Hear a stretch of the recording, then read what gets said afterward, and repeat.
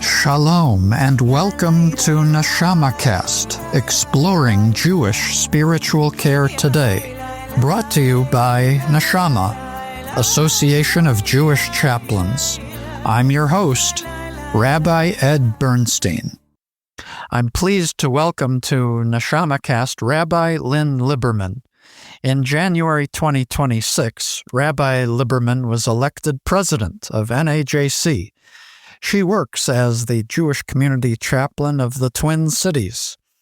Rabbi Liberman has rabbinic ordination from the Jewish Theological Seminary. She served over 20 years in congregations before moving into full-time chaplaincy. In addition to her community chaplain position, Lynn serves as a Per Diem Chaplain at 2 area hospitals, including a Trauma 1 center, and she has been a volunteer police and fire chaplain for 25 years. Rabbi Liberman appeared on NeshamaCast in Season 2 in a rebroadcast of her appearance in last year's Jewish Healing Conference, in which she discusses managing stressful times. You can find that presentation in our NeshamaCast feed. I must say it is a joy to welcome my friend and colleague Rabbi Lynn Liberman to NeshamaCast for an interview in her own right. Lynn, so good to have you here. Thank you. It's a pleasure. In 3 seasons of NeshamaCast, Lynn, over 40 of our NAJC colleagues have been on to discuss various aspects of Jewish spiritual care. And one thing that I found our listeners enjoy is when colleagues have had opportunities to share their origin stories. So, Lynn, could you share a bit about your Jewish spiritual origin story and how you found your way first to the rabbinate and then to chaplaincy? Thank you. It's a great question. I'll give you the shorter version of it because in so many ways it began when I was a kid. I grew up in a small Jewish community in the South, Knoxville, Tennessee, East Tennessee, for those who aren't familiar with the geography of the state, not too far from the Smoky Mountains. Beautiful area to grow up in. But as a part of growing up in the South, one of the inherent realities is that you're definitely a minority. And the reality of growing up with Southern Baptists who eagerly love you and would love you to join them makes you very aware of who you are when you're not in that faith community. So the Jewish community was very tight. And we had a lot of opportunities just in our small little community to engage in shul life. My mom is actually the principal of my Hebrew school. It was all volunteer teachers in those days. And my household growing up wasn't exactly very observant, but definitely committed. It was a small conservative synagogue. The other opportunity was a Reform temple in town. So I had this really just kind of a really loving sense about being Jewish. I actually kind of began to discover the realities of what more there could be with a teacher that I had in my afternoon, well, it was probably afternoon or Sunday school, who started talking about this thing called keeping kosher. And I thought that was very curious. My house in which I grew up in wasn't. And I thought, oh, this sounds like a really, really great thing to try out, much to the dismay of my family, because it was just me interested in that and not them. But we worked that out. And then in about the same year, the rabbi of my congregation, a beloved rabbi, said, I think it would be really a great opportunity if somebody would like to go to this very enriching Jewish summer camp experience called Camp Ramah. And I'm going to see if we can get a scholarship together and see if there would be somebody to go. And I jumped at it. I thought that would be really, really cool. I had not been to a very enriched Jewish summer camp. Summer camping was a big deal in my family. My mom loved summer camping. So I go off to Camp Ramah. I don't know if my mom ever said, oh my goodness, what did we do now? Came back. There wasn't the Ramah of the South at that time. The only Ramah that was the sort of geographically closest was Ramah, Wisconsin, which was quite a journey to go up to Wisconsin. And that was a turning point. I really did discover, like, there are other Jewish kids who like doing this Jewish stuff, and it's like normal. And you can like do a Shabbat thing, and you can actually do volleyball on Shabbat. It was like normalizing this whole thing that was very intriguing to me. If I jump ahead from there, from my youth, I went to school, University of Wisconsin in Madison. And as I was getting done with my undergraduate degree, I was trying to figure out now what. I had a beautiful degree in sociology, which means you basically go back to school again to do something. I did not see myself becoming a PhD in studying sociology. And it was in that year that I was graduating that the first woman was ordained from the Jewish Theological Seminary of America, Amy Eilberg. And I didn't know her, but I just read the articles and I thought, okay, that's really intriguing. I don't know. I'd never thought about being a rabbi, but maybe that gives me the chance to think about that. So that actually did turn out to be the inspiration. I decided to go to Israel for a year. I did a year of limud in a study program that actually doesn't exist anymore, but had a marvelous time. And while I was there, I applied to rabbinical school. Proud to say I was the part of the third entering class of women at the Jewish Theological Seminary. There you go. I just dated myself for anybody who wants to do the math. And it was an intriguing beginning to my work as a rabbi. In those days, there was no real conversation about what else to do as a rabbi other than go into a congregation. And I was okay with that. So that's what led me to about 21 years of congregational life. I was in a small congregation as the only rabbi, and then I was the assistant and then became the associate rabbi in a large congregation. And then I went back to my own congregation. And then finally, jumping way ahead very quickly, ended up here in Minnesota as the rabbi educator in the last congregation I served, which was a delight. And I loved it, but I realized I wanted to do something different. So I did a craziness, but in my last year of working full-time in the congregation, I also did what was called a hyper-extended unit of CPE because I was curious. And the curiosity led to, this is more than curious. This is really very intriguing. That led me to finishing the work at the congregation, gaining a spot in full residency in CPE, and then coming through to the end of my time in CPE and leaving that to find a job. Those years, so this was about 12 years ago. The short story is in those years, there were many CPE programs here in the Twin Cities. And so it was hard to find a job.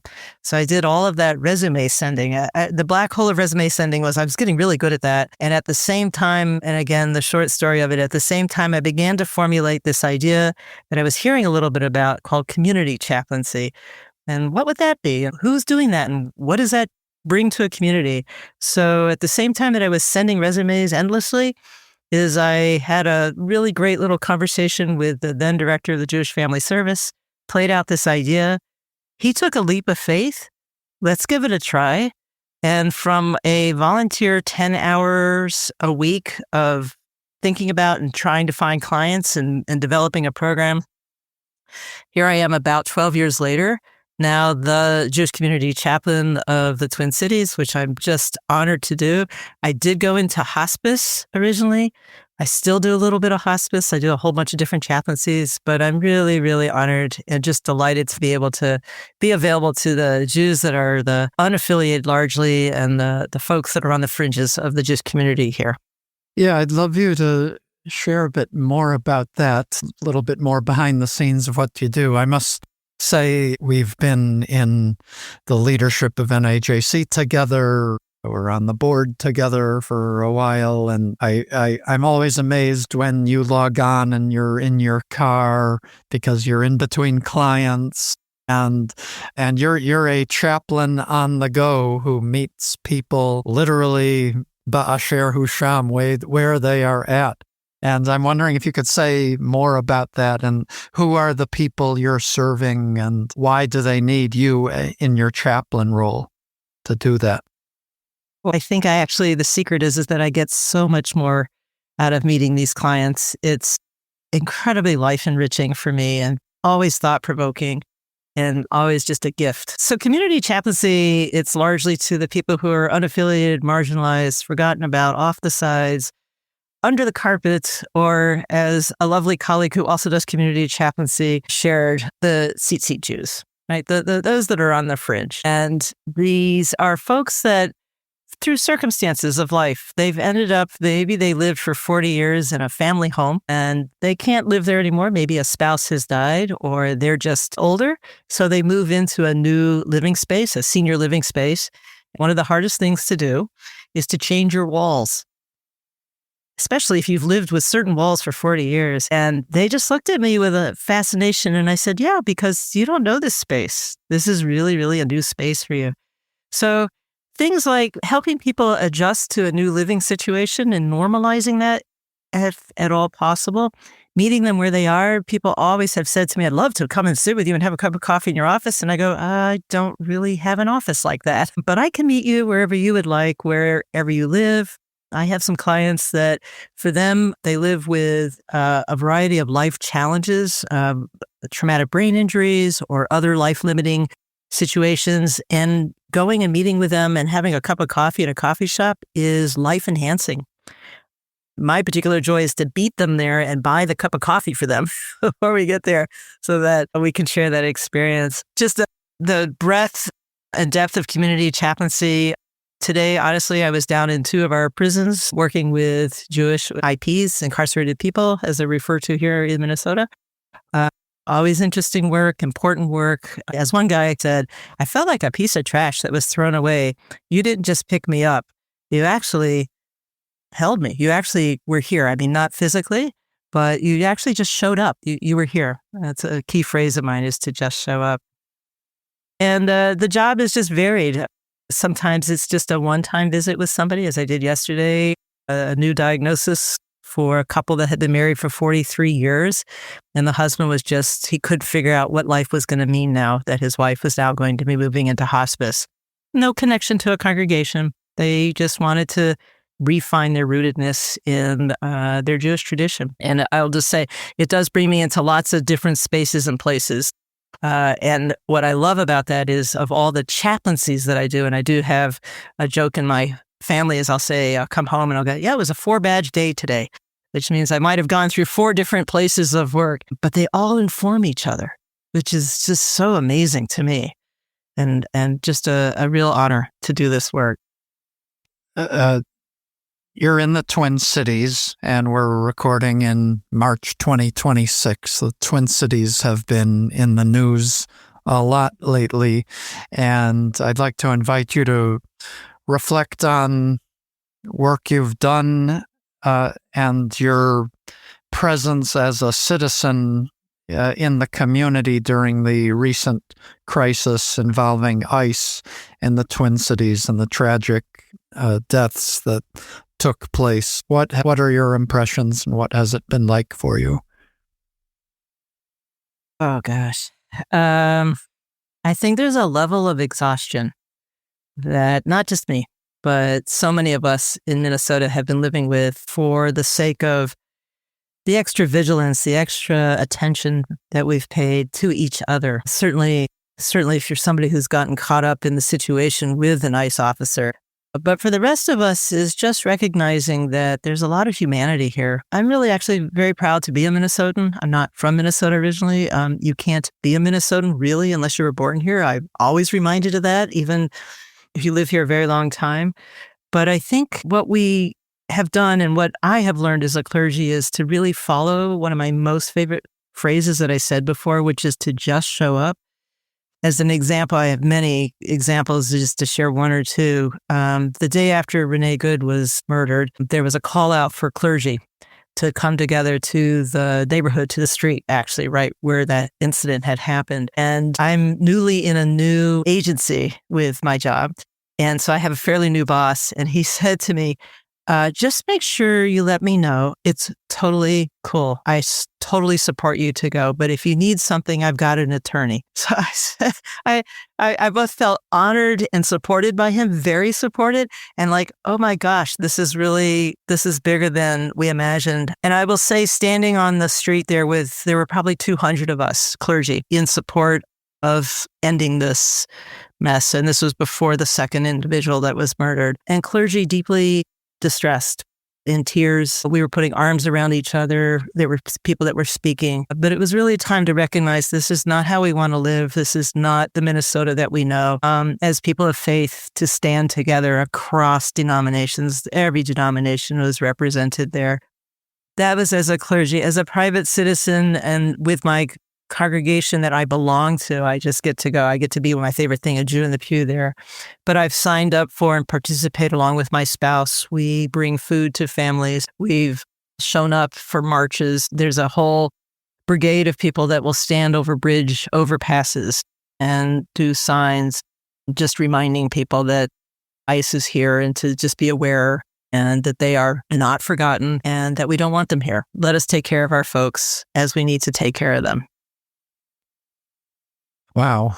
Amazing. Lynn, you've also worked as a chaplain within law enforcement, supporting police officers and also the fire department. And I'd like to ask you to describe your work in supporting law enforcement officers and, particularly in light of the whole ICE situation where I think the world witnessed law enforcement practices at their worst. You've also witnessed the best practices within law enforcement, and you support law enforcement officers through challenging times. Why is it important for chaplains to be in this space? Yeah, it's a slightly different way of being. If you don't do law enforcement chaplaincy, one of the things that people always are amazed when they say to me, when I go out there, I actually am there much more for the officers than I am for the people with whom I'm standing amongst. Sometimes they're going to direct me if it's a loss of life. One of the things that I can do if I'm doing a shift and the officers call us for a death is to relieve them of the scene when they've done all their official work, and then I can be there for the family and work on bringing whoever I need to into the scene, contacting family and getting a funeral home, etc. But the work is really very special. One of the things that I will always say, and I did say this, and many, many people know that I do work for actually 3 different departments here, including our Capitol security, which our Capitol's here in St. Paul, is that these are human beings under a uniform. It would be true of the people of ICE, but they were not trained in the same way that our officers are trained. These are people that want to go home at night. They want to hug their children. They want to say hello to their spouse. And they want to get up the next day and do work on behalf of the community. And you will always see their face. That was a very big, prominent, it was just talked about again on the radio today, the difference you could tell, not just by the outside of the uniform, but by you could see their face. What I know of police officers is that their desire is to help humanity, to continue to make the community a space that we can all live in and do so safely. And I just have one of my most favorite stories. I was doing a ride-along, do many ride-alongs and spending time with officers. And it was at night. Most of them were going to be overnight. And this was not too late in the evening yet. And he said, if you don't mind, I'm just going to pull the car over for a minute. You have to understand that an officer in a car, that's their office. It's kind of like my car's my office for a different reason. And I said, no problem, but would you like me to get out of the car? Maybe you're going to do a private call. He says, no, it's okay. I'm actually just going to call my children. I'm going to read them a story so they can go to bed. And I realized afterwards, and it was exceedingly beautiful. He had a book. He pulled it out. He clearly was talking to his spouse who was tucking those children in. And then he did all those parental noises of the animals in the book. It was just beautiful. And I just sat there and smiled. And when he was done, I said, you get to do that every night? He says, it's as close as I can get to tucking my kids into bed. I see them in the morning when I'm off shift. I'm going to bed and they're going on to either their play group or their school. And it was just so human and so beautiful. And I always remember that, right? There's a human being under the uniform and their goal is to be here for us. And you, as a chaplain, have an opportunity to remind them of their humanity or to help them shine in their humanity as well. I hope so. I've been to too many funerals for officers. We've had some tragic losses of officers here, and they're very, very hard. Police officers operate as one very large family. So holding them through that situation as well, especially when it's a tragic loss. Yeah. Lynn, you mentioned the difference in training between the ICE officers you witnessed and the police officers whom you ride with and work with. And it's one thing that's been on my mind of late, like in the last few weeks and months is that with the whole situation with ICE and the tragedies that have happened and the trauma that communities have been experiencing as a result of, let's say, their less than stellar law enforcement practices, I've been wondering, say, 5 or 10 years from now, if we could project, I'm wondering if there might be a spike in cases of moral injury among veterans of ICE, if they become former members of ICE and if they might reflect on the things that they did while in that role wearing masks, and if they might experience trauma for the things that they did. And I'm wondering if chaplains have gamed out this sort of processing with ICE agents in the future, the pain that they've caused. Is this something that chaplains who work in law enforcement are starting to think about? And I don't know if I could answer that. yeah, I think it's interesting to ponder. I think we, as chaplains, you're alluding to something I do believe we think about a lot, which is moral injury and how all of our providers, when they either in hospitals or in the variety of spaces and places that they're in, and something doesn't go either right for the gifts that they're trying to give, or it's really, really hard. And from the hospital world, that's where I can tell you some of the really, really hard moments. Because when you're a per diem, so you're called in because I'm holding a pager, I'm not usually called in for the nice stuff. We're going to get called in for some really, really hard moments. And I've seen some extraordinary moments, actually, even with police officers who have to do their work because the person that's in the hospital perhaps was involved in a shooting. So the officers are going to have to show up in that situation to continue the investigation, perhaps with the other people that maybe were on scene. And I have a particular story. It was a very painful one, but it was extraordinary to see how the officer was in that space. And I was helping him negotiate with the mother of the person who decided to see what a gun would do if they set it off. I think it's a very important question that we're all going to need to continue to ponder and discern how best to come through some of these very hard things. We're dealing with the trauma that has been inflicted on our communities, and that is something that will play out in different ways, and we'll have to figure out how to deal with that. And an aspect of that is that the people who perpetrated this, to the extent that I hope they're able to reflect on their actions, we as chaplains may be called upon to support them too as they confront what they did.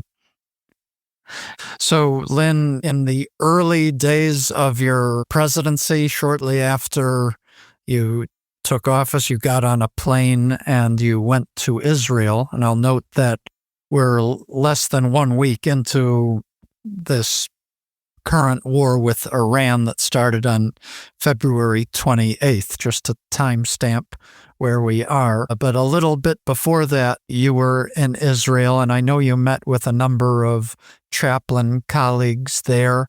Wondering if you could share a bit about the trip that you took and the work that you did with our Jewish chaplain colleagues in Israel. I've been very honored to have actually worked with them now several different times. The particular organization is Kashuvot, and the leader of the learning part of it is our colleague Valerie Stessen, who I believe has also been on NeshamaCast as well. Absolutely.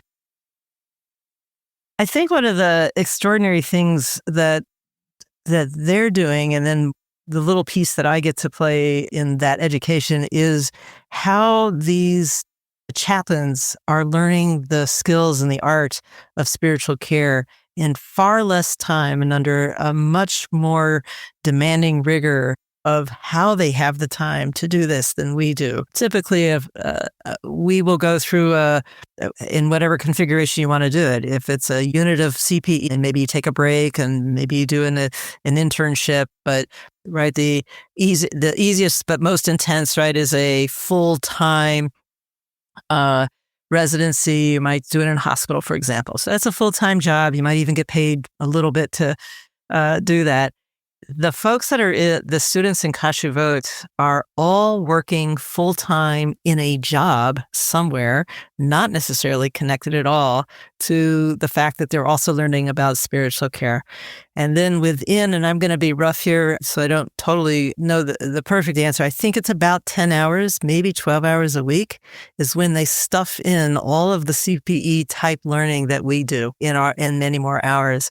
And I'm awed by what they are accomplishing in that smaller space of time, as well as often the students are traveling from a distance to get to the particular hospital that they're working in.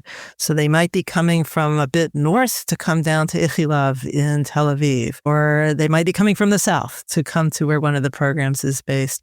That's an incredible commitment that these folks are making to the art of bringing spiritual care. The other part that always, too, is stunning to me is in a space, in a country that, how to say this, where Judaism definitely seems like it must be Orthodox or it's not. And so sometimes these are people that are Orthodox. I had a wonderful conversation. A woman wanted to meet with me afterwards, so we went and had a coffee afterwards, who herself lives as Orthodox. And so she's sitting in a room with non-Orthodox people in their faith traditions, and yet they're trying to pursue the same thing. How is it that they can be providing spiritual care, saying it in English, in Hebrew, be livui ruchani, to those who are in need in the hospitals? And it's across a different spectrum, right? These are people who are going to be generally multilingual.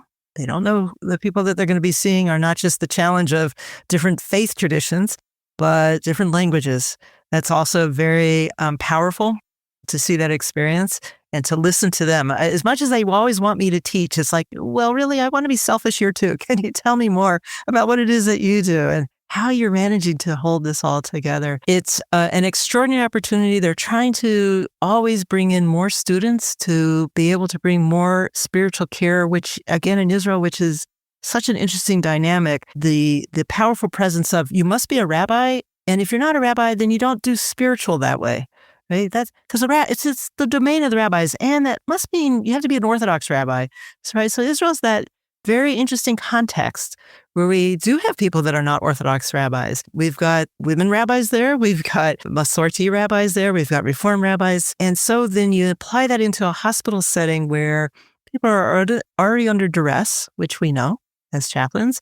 And then here comes along this person who simply wants to travel the journey with them in a space of holding and acknowledging the challenges of whatever it is that they're facing, and doing so with a sense of not the medicine, right? I always love saying this, we're not going to poke and prod. We're going to accompany. The Hebrew term for a chaplain is a beautiful term, right? It's about accompaniment, and it really signifies deeply what it is that we do. Always honored to go to Israel and be with those folks.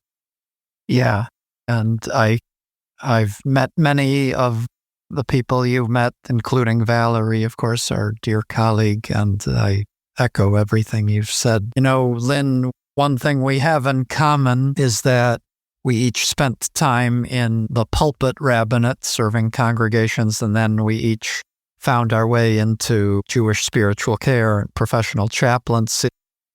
And I know for me, I could not have made that transition without the support of the institution and the individual relationships that I developed in NAJC, Neshama Association of Jewish Chaplains. So I'm wondering if you could reflect in a personal way on the role that NAJC has played in supporting you in your chaplaincy work. The first thing I would say is why did I join NAJC? When I was thinking about becoming a chaplain, which was actually before I really did leave the pulpit, I thought it's the same thing I have done so many different times in my life. I'm just going to put some feelers out there and see what's out there. And I discovered that, oh my goodness, there's a whole world of chaplain organizations. And I still remember calling up whatever number it was that was associated to APC and saying, tell me what you do. And I'm thinking about this and what does it mean to do this?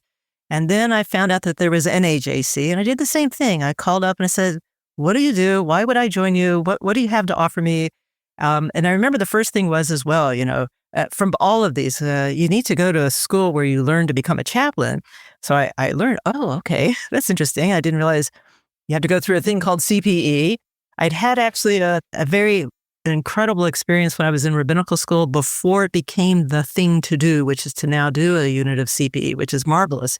That was not part of my rabbinical training, and I went off and figured something out on my own. So I had a near CPE experience for a year at Sloan Kettering, which I am eternally grateful for that year. Got no CPE credit for it. I did that same thing. You did? They called it a rotation, not a CPE unit. Yeah. Oh, gosh, better memory than I. Yes. But boy, I learned a tremendous amount. And just because L'Shem Omra, Sister Elaine Gatto was a sterling person in this world that I am grateful to have been able to learn from. She just taught me more about humanity and all the places that humans continue to exist and be, even in the most challenging of places.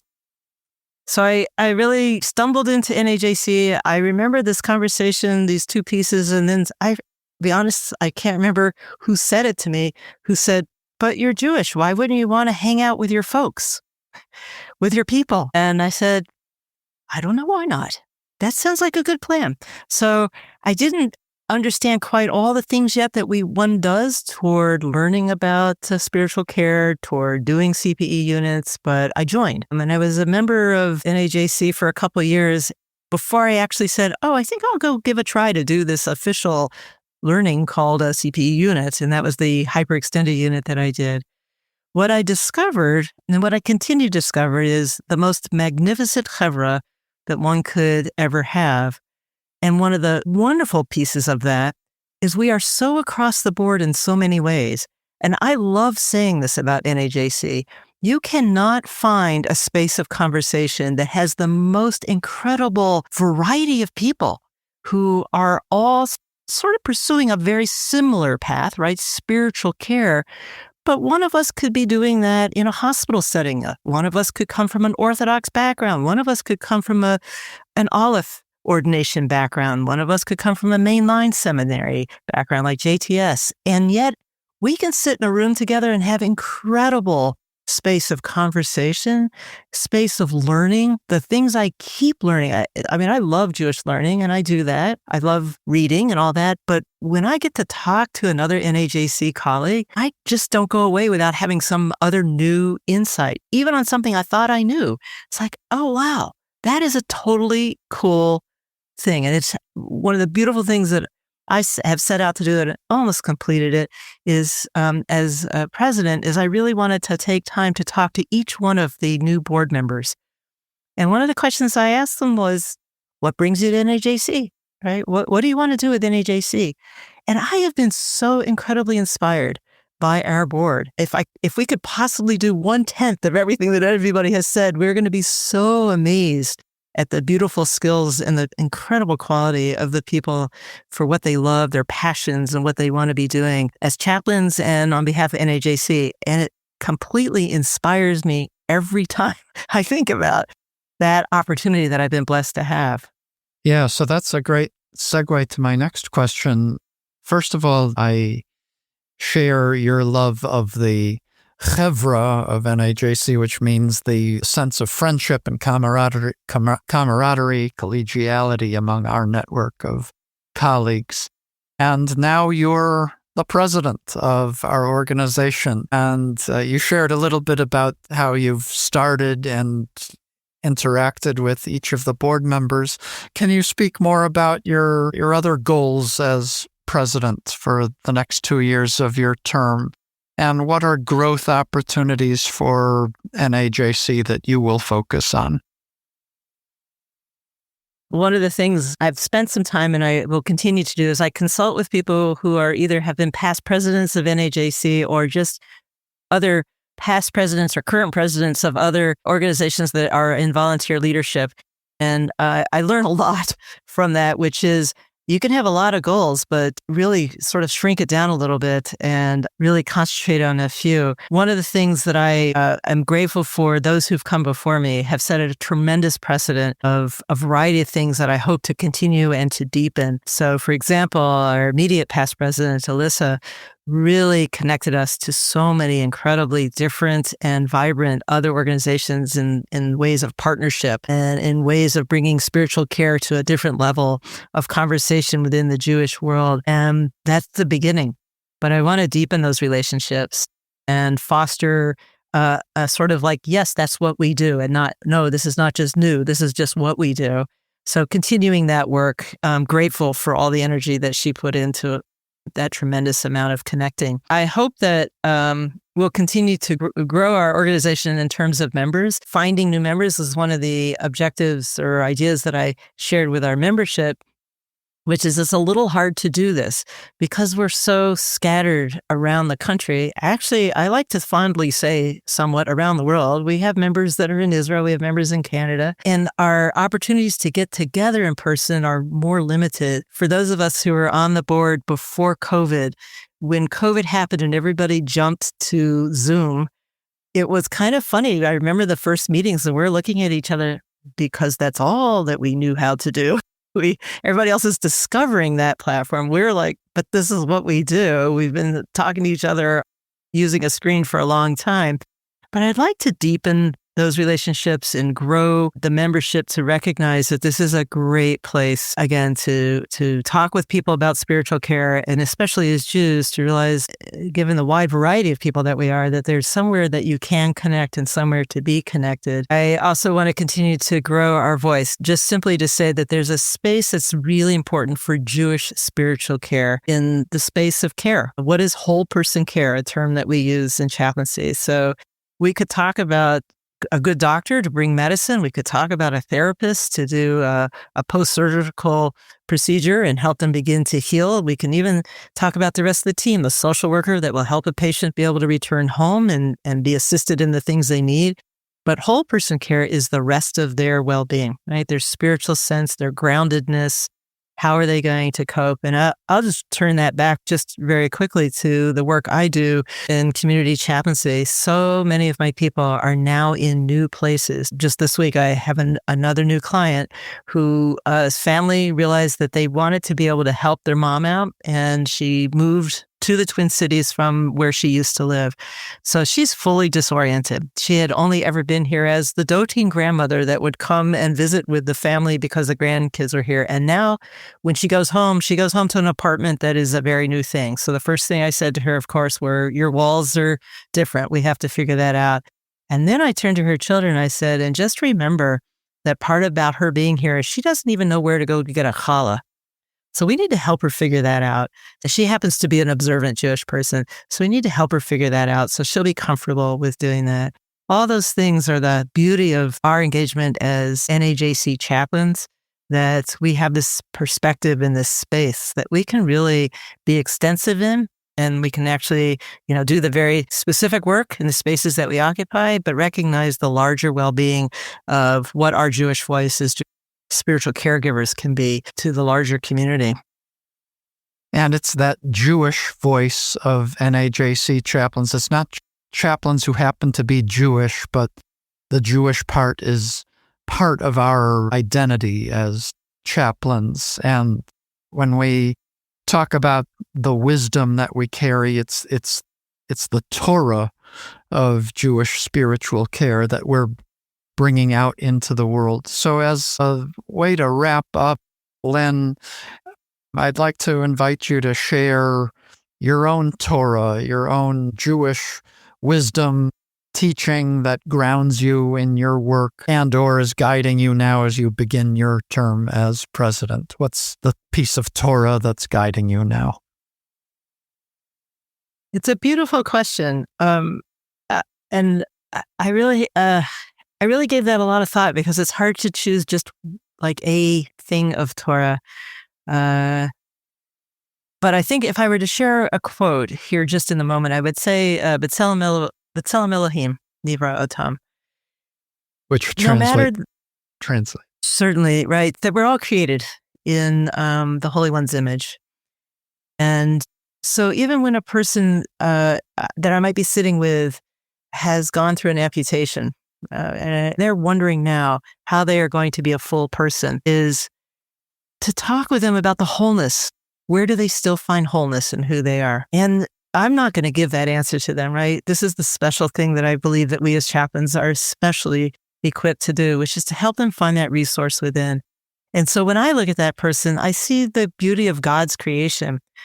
different than what it was the day before the surgery? Yeah, there is a difference. So we're going to acknowledge that and the challenges that might come with now needing to learn how to physically move through the world differently. But the thing that makes them the terribly unique individual that they are, that's there.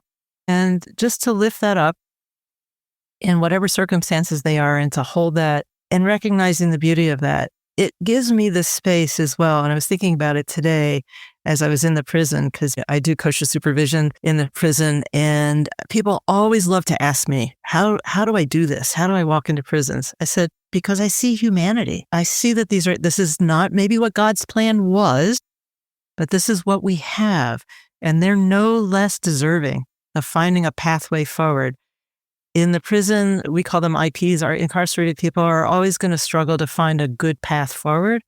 But it's amazing that it happens. It does, because humanity is inspired by that spark of holiness. And we just have to help them foster it, maybe brighten it a little bit, and it'll go in and out. I say that to people sometimes when they feel the darkest is coming. I said it's like a fire. I love camping, so it's an image I use all the time, right? If you fan the flame a little bit, you can make it a little brighter.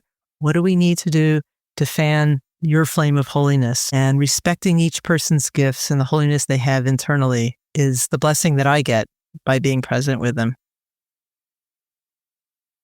That's a beautiful message. Rabbi Lynn Liberman, I want to offer my blessing to you for good health and strength and fulfillment in your presidency of NAJC and in your work and service as a Jewish chaplain. May you be safe, may you be healthy, may you find fulfillment, and thank you for being on NeshamaCast. Well, thank you. I'm so grateful to have had this opportunity and honored. Thank you. NeshamaCast is a production of Neshama, Association of Jewish Chaplains. Thank you to Rabbi Lynn Liberman for her engaging conversation. Check our show notes for more information about her. Thank you to Steve Lubetkin and Lubetkin Media Companies for producing this episode. Additional thanks for logistical support to Allison Atterbury, NAJC Executive Director, and the NAJC Social Media Committee. Please consider making a contribution to NAJC to support NeshamaCast and all of the vital work that NAJC does to promote Jewish spiritual care. We're grateful to the anonymous sponsors of this episode and welcome generous gifts to sponsor future episodes. We also welcome sponsorship from institutions where NAJC chaplains work. Please write to me at neshamacast@gmail.com to discuss a gift or sponsorship opportunity, or click on the link in the show notes to donate. A transcript for this episode is available automatically in the Apple Podcasts app. Our theme music is a nigun for Ki Anu Amecha, written and performed by Reb Cantor Lisa Levine. Professional chaplains out there, the Neshama Association of Jewish Chaplains Conference will be taking place May 31st to June 3rd at the Marriott in West Palm Beach, Florida. Please consider coming for professional development and in-person networking with Jewish chaplains from across North America. Check out najc.org for details. Please help others find the NeshamaCast by rating and reviewing the show on Apple Podcasts and other major portals.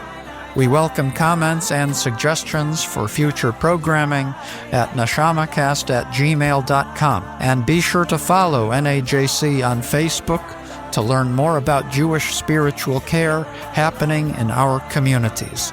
May we all work together to heal our world.